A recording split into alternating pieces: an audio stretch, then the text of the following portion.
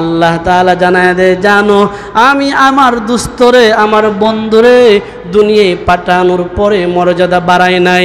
তোমরা মনে করতে পারো আমার বন্ধুর সুন্নত তরিকায় চললে বন্ধুর মর্যাদা বাড়বে, না না না। তোমরা মনে করতে পারো আমার বন্ধুর দুরূদ পড়লে, আমার বন্ধুর শানে দুরূদ পড়লে বন্ধুর মর্যাদা বাড়বে, না না। আমি আল্লাহ আমার বন্ধুর মর্যাদা আমি আল্লাহ বাড়ায় দিলাম। তোমরা বন্ধুর নামে দুরূদ পড়বা কি পড়বা না এই অপেক্ষায় আমি আল্লাহ নয়, আমি আল্লাহ নিজে আমার দুস্তের উপরে দুরূদ পড়লাম। আল্লাহ নিজে খত আমার বন্ধুর নামে দুরূদ আমি নিজে পড়ছি। সুবহানাল্লাহ কইতেন। আমার বন্ধুর নামের দুরূদ আমার ফেরেশতারা পড়ে, আমার বন্ধুর নামের দুরূদ আমি আল্লাহ পড়ি, আমার বন্ধুর নামের দুরূদ আমার ফেরেশতারা পড়ে। আমার বন্ধুর নামের দুরূদ পৃথিবীতে যা কিছু সৃষ্টি করেছি সব আমার বন্ধুর নামে দুরূদ পড়ে। এ আদম জাতি জানো, তোমরা যদি সম্মানিত হতে চাও, তোমরা যদি মর্যাদাশীল হতে চাও, তোমরা যদি আমি আল্লাহর জান্নাতি হতে চাও, আমি আল্লাহর বন্ধু হতে চাও, তোমারও কাম নবীর সুন্নত তরিকায় জিন্দেগি চালাইবা, বেশি বেশি আমার নবীর শানে দুরূদ পড়বা। হাসরের ময়দান যখন কায়েম হয়ে যাবে, রহমাতুল লিল আলামিন বলে কিতাবের মাঝে উল্লেখ করা হয়, আল্লাহর নবী হাউজে কাউসারের নিকটে সবার আগে যাবে, সবার আগে আল্লাহর নবী হাউজে কাউসারের নিকটে যাবে, যাইয়া হাউজে কাউসার থেকে গ্লাস নিবে। নবী বলে, আমার এক একটা উম্মতরে ডাইকা ডাইকা ডাইকা ডাইকা কাছে আনবো। সুবহানাল্লাহ কইতেন না? এ ভাই একটাবার হিসাব মিলান, নবী যদি ডাক দেয় এর চাইতে কপাল ভালো আর কারো নাই। নবী বলে, আমি নিজে আমার উম্মতের নাম নিয়ে নিয়ে ডাক দিব, এ আমার উম্মত কাছে আও কাছে আও। যখন কাছে আসবে আমি নিজে হাউজে কাউসার দেখে এক গ্লাস পানি নিজের হাতে তারে পান করাইয়া দিব। আল্লাহ আমাদের কবুল করো, বলেন না আমিন। এর ছাড়া ভাগ্য কিচ্ছু নাই। দুনিয়ায় যদি নবীর সুন্নত তরিকায় না চলে, নবীর সুন্নত তরিকায় না চইলা যদি নিজের মর্যাদা নিজে না বাড়াই, কিচ্ছু করার নাই, কিচ্ছু করার নাই। এজন্য নবী বলে, আমার নিকটবর্তী হবে, আমার নিকটবর্তী তারা হবে যারা সুন্নত তরিকায় মাওলার হুকুম পালন করতে গিয়া নামাজ পড়ে। নবী বলে, আমার নিকটবর্তী উম্মত তারা হবে যারা আমার সুন্নত তরিকায় মাওলার হুকুম নামাজ পড়বে, বেশি বেশি সেজদা দিবে, তারা হবে আমার নিকটবর্তী উম্মত। আল্লাহ বলে, আমার নিকটবর্তী বান্দা তারা হবে যারা আমার হুকুম পালন করতে গিয়া বেশি বেশি সেজদা দিবে। দেখেন আল্লাহ ও তার বন্ধুর কথার কি মিল। আল্লাহ বলে, আমার বান্দাটা আমার নিকটবর্তী তত বেশি হবে, আমার কাছে তত বেশি প্রিয় হবে যত বেশি বান্দাটা জমিনে আমার কুদরতি পায়ে সেজদা দিবে। কন্যা সুবহানাল্লাহ। আল্লাহ কয়, আমার বান্দা আমার তত বেশি নিকটবর্তী হবে, বান্দাটা যত পরিমাণ আমার কুদরতি পায়ে সেজদা দিবে। আল্লাহর বন্ধু কয়, উম্মতটা আমি নবীর ততটা কাছে হবে, নিকটে হবে যত বেশি আমার সুন্নত তরিকায় জমিনে আল্লাহরে সেজদা দিবে। মানে বন্ধু বন্ধুর কথা মিল, বন্ধু বন্ধুর কথা মিল। আল্লাহ বলে, আমি হলাম রব্বুল আলামিন, আমার বন্ধু হলো রহমাতাল লিল আলামিন। সুবহানাল্লাহ। আল্লাহ কয়, আমি হলাম রব্বুল আলামিন, গোটা জগতের সৃষ্টিকর্তা, রব পালনকর্তা। আর আমার বন্ধুরে বানাইছি গোটা সৃষ্টি জগতের জন্য দয়া স্বরূপ। তাহলে বন্ধু বন্ধু মিল। বলতেছিলাম আল্লাহ তাআলা তার বন্ধুর সুনাম দুনিয়াতে পাঠায়া বাড়ান নাই, উনাকে দুনিয়ায় পাঠানোর আগেই উনার সুনাম আল্লাহ বাড়ায়া দিছে। সুবহানাল্লাহ।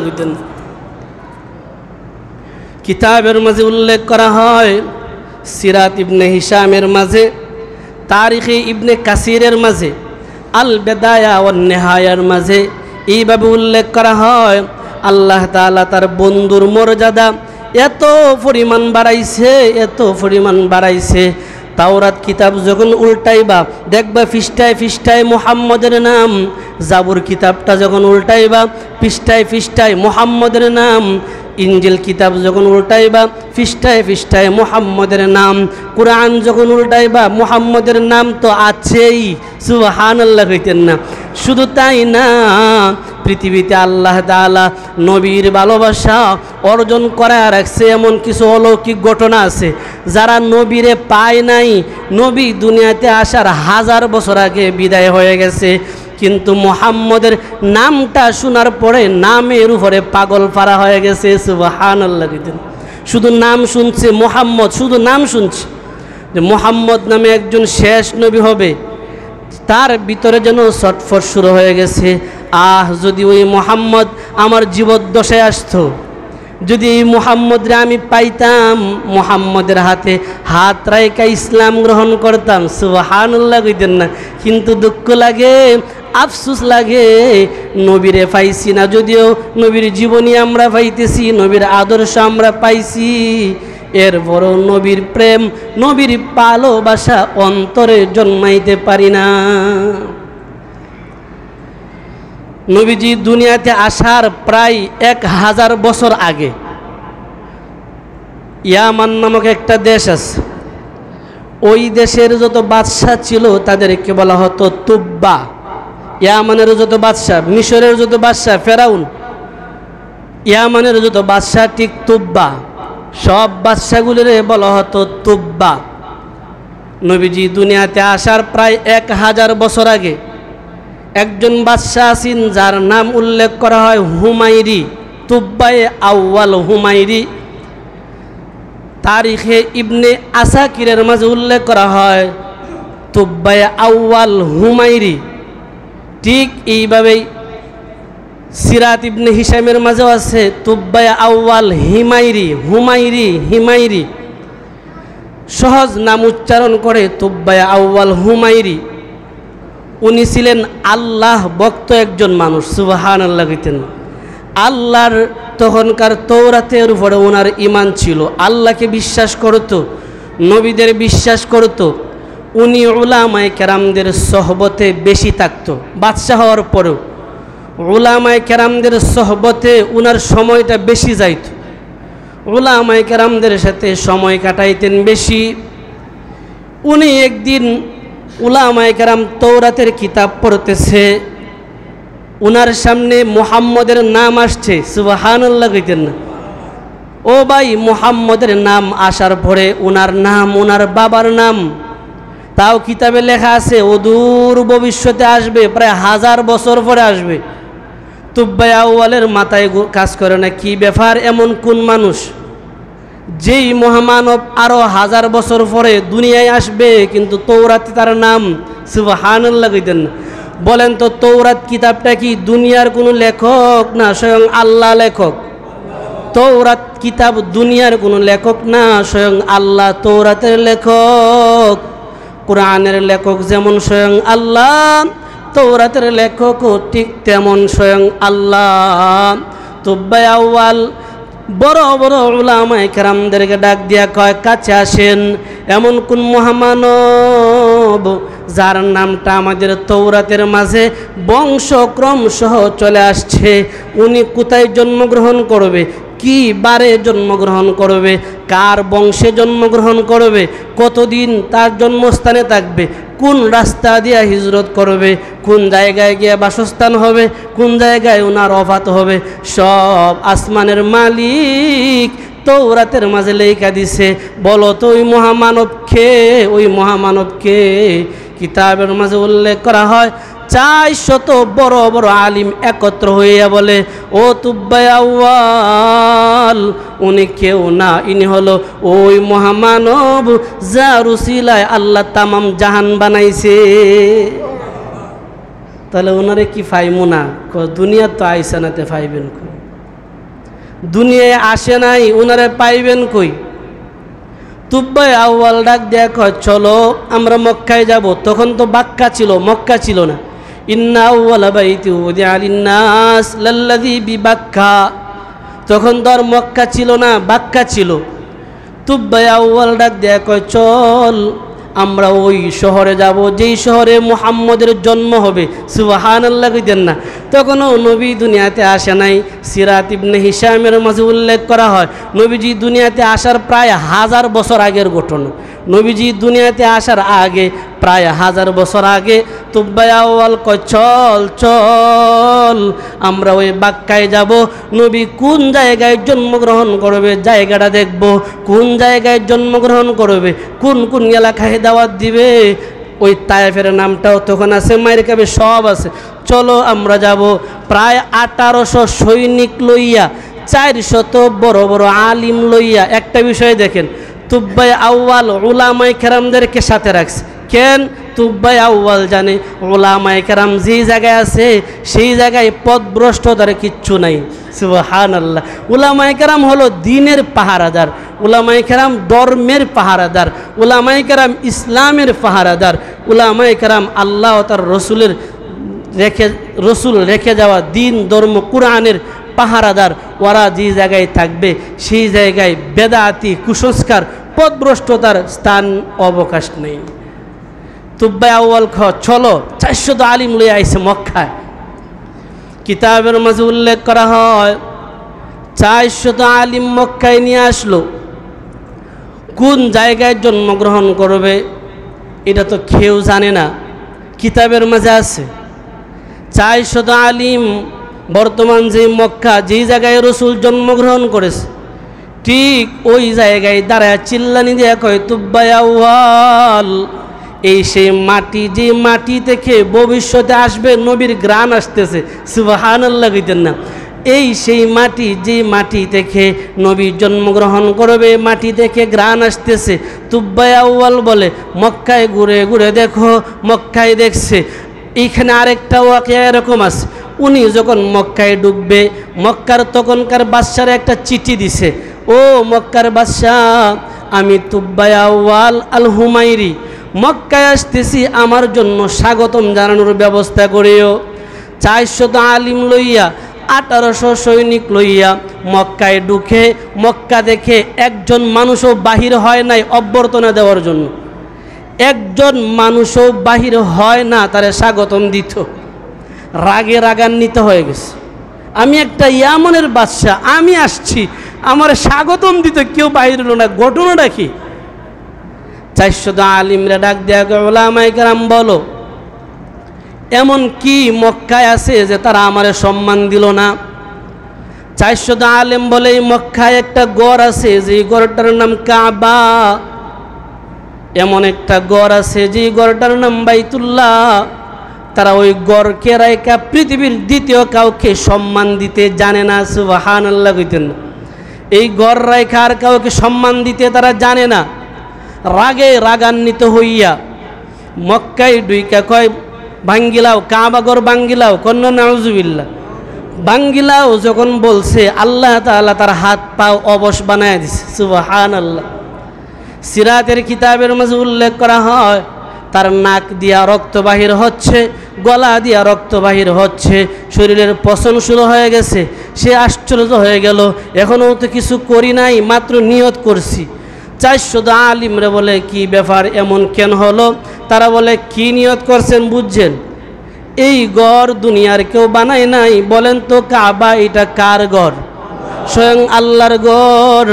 শুধু কাবা নয়, পৃথিবীর যত মাসাজিদ আছে, মসজিদ আছে, পাঞ্জাখানা হোক, জামে মসজিদ হোক, সব মসজিদগুলি এক আল্লাহর গড়। কাবারে যেভাবে আল্লাহ রক্ষা করছে, কাবায় যারা হাত তুলতে চাইছিল তাদেরকে যেমনি আল্লাহ ধ্বংস করেছে, কিয়ামত পর্যন্ত পৃথিবীর সব মসজিদগুলিরে আল্লাহ রক্ষা করবে। যারা এই মসজিদরে নিয়ে ষড়যন্ত্র করবে, ধ্বংস করতে চাইবে, আল্লাহ তাদেরকে ধ্বংস করে দিবে। জিম্মাদারি আল্লাহর হাতে। এই রাজনপুরের মসজিদের জিম্মাদারি কার হাতে? মসজিদটা আল্লাহর না, না আপনার আর আমরা না? গড় আল্লাহর, জিম্মাদারিও আল্লাহর। গড় আল্লাহর, জিম্মাদারিও আল্লাহর। আল্লাহ আমাদের কবুল করো সবাই বলে আমিন। তুব্বাই আউয়ালরে বলে তাড়াতাড়ি তওবা করেন, আপনি যদি বাঁচতে চান তাড়াতাড়ি তওবা করেন। 400 আলিমের সামনে আল্লাহরে বলে আল্লাহ আমি ভুল করছি, অন্যায় করছি, এমন কথা বইলা মাফ করে দাও, আর করবো না। তোমার দুস্থ একজন মুহাম্মদ হবে, তার প্রেম ভালোবাসা নিয়েই তো আসছি। আল্লাহ তুমি আমারে মাফ করে দাও। কিতাবের মাঝে উল্লেখ করা হয় সাথে সাথে আল্লাহ তারে সুস্থ করে দিছে। সুবহানাল্লাহ। তুব্বাই আউয়াল বলে, ও উলামায়ে কেরাম, আমি যে আসছি কাবা করে একটা স্মৃতি রেখে যেতে চাই। কি রাখা যায়? সবাই বলে দেখেন, ওই যে হজরে আসওয়াদ পাথরের কালো গিলাফ দেওয়া যে পাথরটা আছে, কাবার যে কালো গিলাফ আছে, তখন গিলাফ ছিল না। সবাই বলে আপনি গিলাফ দিতে পারেন। পৃথিবীর ইতিহাসে সর্বপ্রথম কাবার গিলাফ পরাইছে তুব্বাই আউয়াল আল হুমাইরি। এইটা আমার একটা ইতিহাস থাকবে কিয়ামত পর্যন্ত, যে নবীর ভালোবাসায় আইসা আল্লাহর ঘরের গিলাফ পরাই গেছে। সুবহানাল্লাহ। কিতাবের মাঝে উল্লেখ করা হয় 400 আলিম লইয়া নবী যেই জায়গায় জন্মগ্রহণ করবে, এই জায়গায় দাঁড়ালো। নবী যেই জায়গা দিয়ে হিজরতের দিন যাবে, ওই রাস্তা দিয়ে তারা হাঁটতে লাগলো। যেই গুহায় নবী আশ্রয় নিবে, এই গুহাটাও তারা পাইছে। গুহার বিবরণ দেখা গুহাতেও তারা ঢুকছে। মানে আল্লাহ তাআলা যে ফাড়াইব নবীরে, সব আগেই দুনিয়াবাসীরা জানায়া দিচ্ছে। আল্লাহ তাআলার নবীর প্রেম ভালোবাসা তাদের অন্তরের ভিতরেও এত প্রচুর পরিমাণে আছে।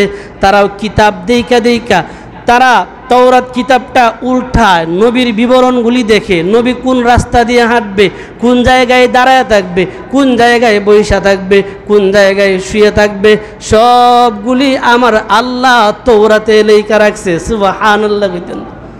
তারা যখন মক্কা থেকে মদিনার রাস্তাটা পাইছে, রাস্তার বিবরণ আছে, রাস্তা তো চিনে না। তারিখে ইবনে আসাকির, তারিখে ইবনে কাসিরের মাঝে এইভাবে উল্লেখ করা হয়, উলামায়ে কেরাম রাস্তার মাটি কতটা হাতে নিছে। মাটিটা হাতে নিয়ে নাকের মাঝে লাগায় চিল্লানি দেয়া কয়, ও 400 আলিম বলো তো, এই রাস্তায় কি নবীজি আসবে? তার গ্রাণ পাওয়া যায় না। সুবহানাল্লাহ কইতেন না? বলেন তো, নবী কি আইছে না আসবে? আসে নাই, আরো 1000 বছর পরে নবীজি আসবে। 400 আলিম মাটিটা হাতে নিয়ে কয়, বলো তো এই মাটি দেখে নবীজি আসবে, তার গ্রাণ পাওয়া যায়নি? কহ গ্রাণ পাওয়া যায়। বলে ও তুফা তুব্বাই আউয়াল, ওই রাস্তা ধরো, ওই রাস্তা ধরো, ওই রাস্তা আমাদেরকে ইয়াসরিব নগরে নিয়ে যাবে। তখন তো মদিনা না, তখন হলো ইয়াসরিব। এই রাস্তা ধরো আমাদেরকে ইয়াসরিব নিয়ে যাবে। তুব্বাই আউয়াল 400 আলিম 1800 সৈনিক লইয়া চলতে লাগলো। যেই জায়গায় নবীজির রওজা হবে, ঠিক ওই জায়গায় আইসা মাটি গ্রান পাইয়া 400 আলিম কিতাবের সাথে মিলায়, জায়গার বিবরণ মিলায়, জায়গা দেখে মাটির গ্রান নেয়। বলেন তো, নবী কি আইসে এখনো দুনিয়ায়? নবীজি আরো 1000 বছর পরে আসবে, কিন্তু জায়গার বিবরণ, জায়গার মাটি থেকে গ্রান নাকের মাঝে নিয়ে চিল্লানি দিয়ে কয়, ও তুব্বাই আউয়াল, এই সেই মাটি, যে মাটিতে শেষ জামানার নবী মুহাম্মদ আইসা চিরস্থায়ী হবে, ঘুমাবে, অপাতের পরে রওজা হবে, এই সেই মাটি। দেখেন আল্লাহ নবীজির সম্মান কি পরিমাণ বাড়াইছে। দুনিয়াতে আসার আগে নবীজির সুনাম আল্লাহ চতুর্দিকে ছড়াইয়া দিছে। 400 আলিম বলে, ও তুব্বাই আউয়াল, আমাদের মন চায় আমরা এই মদিনা ছেড়ে যাব না, আমরা 400 আলিম মদিনায় থেকে যাব। কেন থাকবা? বলে এই আশায় থাকবো, যদি আমাদের জীবদ্দশায় নবী দুনিয়াতে আসে, যদি আমাদের জীবদ্দশায় নবী দুনিয়াতে আসে, হাতে হাত রেখে ইসলাম গ্রহণ করব। সুবহানাল্লাহ কইতেন না? আর যদি নাও আসে, নবীজি এই মদিনায় আসার পরে আমাদের কবরস্থানের উপর দিয়া চলবে, নবীর পায়ের দুলার বরকতে আল্লাহ আমাদের কবরের আযাব বন্ধ করে দিবে। এ ভাই, নবীর যেমন সম্মান, আল্লাহ নবীর ওয়ারিস উলামায়ে কেরাম, নাইবে নবী, তালিবুল ইলম, তাদেরও সম্মান আল্লাহ বাড়ায় দিছে। হাদিস শরীফের মাঝে উল্লেখ করা হয়, একজন তালিবুল ইলম মানে মাদ্রাসার ছাত্র, কুরআন পড়ে, আমপারা পড়ে, হাদিস পড়ে, একজন তালিবুল ইলম, একজন তালিবুল ইলম যখন কোনো একটা কবরস্থানের পাশ দিয়ে হাইটা যা, এই যে দুহালিয়া বাজার মাদ্রাসা, আপনাদের মাদ্রাসা আছে, মাদ্রাসায় যারা পড়ে এরা হলো তালিবুল ইলম। রসুল বলে তালিবুল ইলম যখন একটা কবরস্থানের পাশ দিয়ে হাঁটা যা, তার আল্লাহ এত মর্যাদা বাড়াইছে, তার পায়ের দুলার বরকতে ওই কবরস্থানে আযাব হলে 40 দিনের জন্য আযাবটা আল্লাহ বন্ধ করে দেয়। সুবহানাল্লাহ। বলেন তো তালিবুল ইলমের সম্মান আছে না নাই? একজন তালিবুল ইলমেরও আছে, একজন নায়েবে নবী উলামায়ে কেরামেরও সম্মান আছে। আল্লাহর নবীর ওয়ারিস তো তারা, নবীর সম্মান তো আল্লাহ বহুত গুণ বাড়ায় দিছে, যার বিবরণ দেওয়া সম্ভব না। 400 আলিম ডাক দিয়া কয় আমরা যাব না, আমরা রয়ে যাব। আমরা যদি জীবদ্দশায় নবীরে না পাই, আমাদের মরার পরে নবী আমাদের কবরস্থানের উপর দিয়ে হাঁটবে, নবীর পায়ের দুলার বরকতে আল্লাহ আমাদের মাফ করে দিবে। তুব্বা আউয়াল 400 আলিম যখন তাই খাই যাবে, তারা যাবে না। তাদের জন্য সুন্দর করে 400 গড় বানাইছে। 400 গড় বানায়া আরো একখানা গড় সুন্দর করে বানাইতেছে মনের মাধুর্যতা, মনের ভালোবাসা, প্রেম আর আবেগ দিয়া সুন্দর করে আরো একখানা গড় বানানোর প্রস্তুত শুরু হয়ে গেছে। 400 আলিম বলে এটা কার জন্য? আপনি কি থাকবেন? দেখেন আমি তো থাকতে পারছি না, কারণ আমি ইয়ামানের বাদশাহ, গোটা দেশের আমানত আমার উপরে, দায়িত্ব আমার উপরে। কিন্তু আপনাদের অন্তরে যেমন নবীর প্রেম, নবীর ভালোবাসা, ঠিক আমার অন্তরেও নবীর প্রেম, নবীর ভালোবাসাটা এমনই। সুবহানাল্লাহ কইতেন না? আপনারা থাকতে পারবেন, আমি পারতেছি না। তবে শুনেন, আমি যেহেতু মদিনায় থাকতে পারবো না, আমি আমার ওই নবীর প্রেম আর ভালোবাসা অন্তরে নিয়ে, নবী মক্কায় জন্মগ্রহণ করার পরে আপনারা তৌরাতে পাইছেন কাফেরদের অত্যাচারে মক্কা থেকে হিজরত করে মদিনায় চলে আসবে। ওই বেঈমানদের অত্যাচারে যখন মদিনায় আসবে, মদিনায় তো ওনার বাড়িঘর নাই। উনি যখন মক্কা ছেড়ে মদিনায় আসবে, মা থাকবে না, বাবা থাকবে না, আত্মীয় স্বজন কেউ থাকবে না। আপনারাই বলতেছেন শুধু একজন সহচর, একজন বন্ধু থাকবে, উনি ছাড়া তো কেউ নাই, ওনার বাড়ি নাই, থাকার ঘরও নাই। আমি তুব্বা আউয়াল নিয়ত করেছি আপনাদের ঘরের মিডিলে মাঝখানে বর্তমান যে জায়গাটা আছে আবু আয়ুব আনসারী রাদিয়াল্লাহু তাআলা আনহুর ঘর, ওই ঘরটা উনি তুব্বা আউয়াল মনের মাধুর্যতা দিয়া, মনের গভীরতা দিয়া বানাইছে, সুন্দর করে বানাইছে। বানাইয়া বলে দেখেন এই ঘরটা 1000 বছর পরে আসবে মুহাম্মাদুর রাসূলুল্লাহর জন্য, আমি তুব্বা আউয়াল ওয়াকফ করে দিলাম। নবী যে আসবে, আয়েশা বসবে কোথায়, দাঁড়াবে কোথায়, থাকবে কোথায়, ঘুমাবে কোথায়? ঘর তো নাই, বাড়ি নাই, কিচ্ছু নাই। নবী আয়েশা কার ঘরে উঠবে, কার ঘরে দাঁড়াবে? নবীর জন্য আমি তুব্বা আউয়াল একখানা ঘর বানায় গেলাম। তবে শুনো, যদি জীবদ্দশায় নবী দুনিয়ায় আসে, আবার আসবো মদিনায়, মক্কা মদিনায় আবার আসবো। আর যদি না আসে, তুব্বা আউয়াল একখানা চিঠি লেখছে, চিঠিটা লেখা 400 বড় বড় আলিমের হাতে দেয়া দিছে, আমিরের হাতে।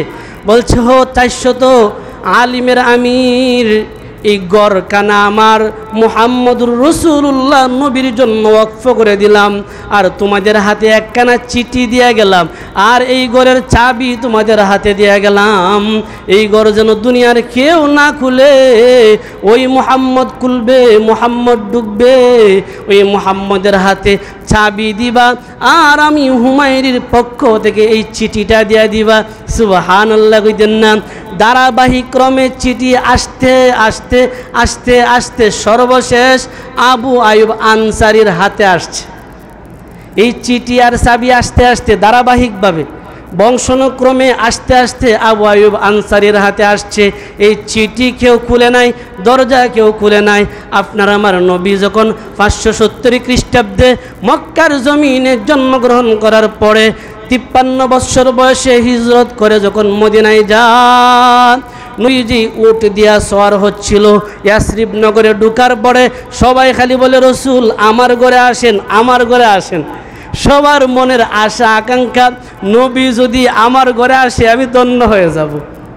সবার মনে একটা আশা, মুহাম্মদ যদি আমার ঘরে ঢুকে আমি ধন্য হয়ে যাব। উট যখন চলে যার ঘরের সামনে যা, মনে বড় আশা আমার ঘরে মনে হয় উঠবে নবী, বসবে। নবী বলে সাবধান, আমি কোথায় দাঁড়াবো, কোন জায়গায় দাঁড়াবো? আল বেদায়া ওয়ান নিহায়ার মাঝে এইভাবে লেখা আছে। নবী বলে আমি কোন জায়গায় দাঁড়াবো, কোন জায়গায় গিয়া বসবো, কোন জায়গায় নামবো আমি জানি না, আমার আল্লাহ জানে। আর আমার এই ফাইসালাটা আমার উটের উপরে ছেড়ে দিছি, আমার উটের উপরে ছেড়ে দিছি, তোমরা কেউ দৌড়ে উঠে না। উট চলতে চলতে চলতে চলতে ঠিক ওই ঘরের সামনে আইসা দাঁড়াইছে, যেই ঘরটা তুব্বাই আউয়াল বানায় রেখে গেছে। তুব্বাই আউয়াল যেই ঘর বানায় রেখে গেছে নবীর জন্য, এই ঘরের সামনে আইসা উটটা দাঁড়াইল। উট যখন দাঁড়াইছে, নবীজি নাইমা ডাক দিয়া খায়, আবু আইয়ুব আনসারি কই? আবু আইয়ুব আনসারি সামনে দাঁড়াইছে। নবী বলে ঘরের চাবি দাও আর চিঠি দাও। সুবহানাল্লাহ কইতেন না, কেউ কিন্তু বলে নাই, আল্লাহর দুস্তরে আল্লাহ জানায় দিছে। নবী বলে আমার এই ঘরের চাবি দাও আর চিঠি দাও। নবীজির এই কথা শোনার পরে আবু আইয়ুব আনসারি বলে আমি আশ্চর্য হয়ে গেলাম, কেমনে জানে নবীকে এটা প্রেম ভালোবাসা অন্তরের, এটা বোঝানো সম্ভব না। চিঠিটা নবী হাতে নেওয়ার পরে চিঠিটা যখন খুলছে, চিঠির ভিতরে লেখা, ওই তুব্বাই আউয়াল লেখা গেছে, ও মুহাম্মদুর রাসূলুল্লাহ, বলেন না সাল্লাল্লাহু আলাইহি ওয়াসাল্লাম, আমি আপনি দুনিয়াতে আসার 1000 বছর আগে আপনার মক্কা ইয়াসরিব সফর করে আসছি।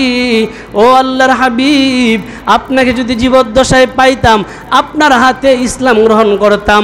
আপনাকে জীবদ্দশায় পাই নাই, আপনার ইয়াসরিব গিয়াও আপনারে পাই নাই। আমার জীবদ্দশায় পাইলে আপনার সামনে আসব, আর যদি না পাই শুনেন, আমি আপনি দুনিয়াতে আসার 1000 বছর আগে আপনার উপরে, আপনার ধর্মের উপরে ঈমান আনয়ন করলাম, আপনার উপরে ঈমান আনছি। ও আল্লাহর রাসূল, আমি কিন্তু আপনার প্রেম, একজন প্রেমিক। আমি আপনার জন্য ইয়ামান থেকে মক্কায় গেলাম, মদিনায় গেলাম, আপনার জন্য হাদিয়া হিসেবে একখানা ঘর রেখে আসলাম। আপনি এইটা আপনার জন্য গ্রহণ করে নেবেন। আর একটা দরখাস্ত রাসূল, হাসরের ময়দান যেই দিন চিঠিতে লেখা, হাসরের ময়দান যেই দিন কায়েম হয়ে যাবে, সেই দিন আপনি রাসূল কিন্তু আমারে বুঝলেন না। ও ভাই, কয়দিন কাঁদছি আমরা, নিশিরাত্রে দাঁড়ায় যায় নামাজের সেজদায় পরে কয়দিন কাঁদছি। আল্লাহ হাসরের দিন নবী সুপারিশ না করলে উপায় নেই। ও দোস্ত, হিংসা অহংকার সব বাদ দিয়া আল্লাহর কাছে কয়দিন কাঁদছি, আল্লাহ তোমার নবী যদি হাসরের দিন সুপারিশ না করে, আমার উপায় নাই, আমার উপায় নাই। তোমার নবী যদি হাসরের দিন হাতটা বাড়ায়া উম্মত বলে ডাক না দেয়, উপায় নাই।